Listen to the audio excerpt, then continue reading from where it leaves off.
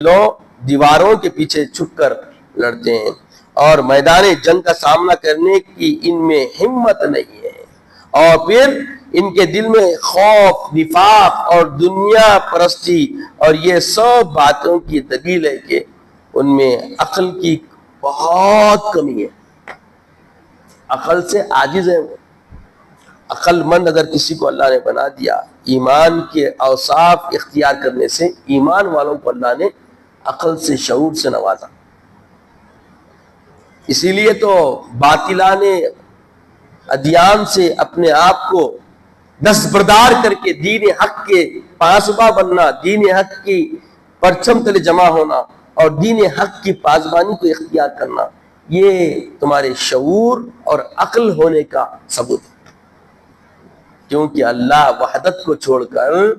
غیر خداؤں کی طرف جا کر یہ جو ایمان والوں سے دعوتیں کر رہے ہیں، تو ان کے اندر سب سے بڑی کمی جو بتائی جا رہی ہے ان آیات کے اندر، سورہ حجر کی 13ویں اور 14ویں آیت میں کیا بتایا جا رہا ہے؟ یہ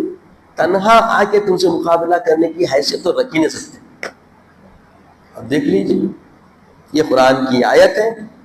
اور اس وقت دور حاضر کے حالات میرا مالک دیکھیے کیسی رہبری کر رہا ہے اپنے حدیث کے ذریعے۔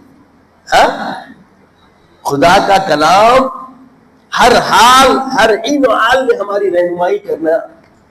جانتا ہے۔ قیامت تک آنے والی امت کے لیے اللہ نے ایک منشور حیات دیا ہے، دستور حیات دیا ہے، تبھی تو قرآن مکمل ہے، تبھی تو دین حق مکمل ہے۔ اس دین کو اللہ نے سند دی ہے،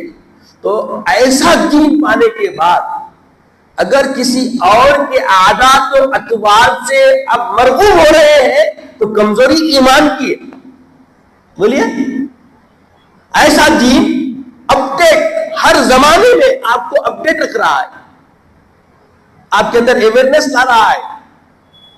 آپ صرف تلاوت قرآن کیجئے، دوسروں کے لیے تو امن دینے دینا ہمارا مزاج ہے، اور خود بھی اپنے امن کو حاصل کرنا اور اپنے لیے خیر، اپنی نسلوں کے تحفظات عقید راسخہ کے لیے ہم بہت کچھ کر سکتے ہیں۔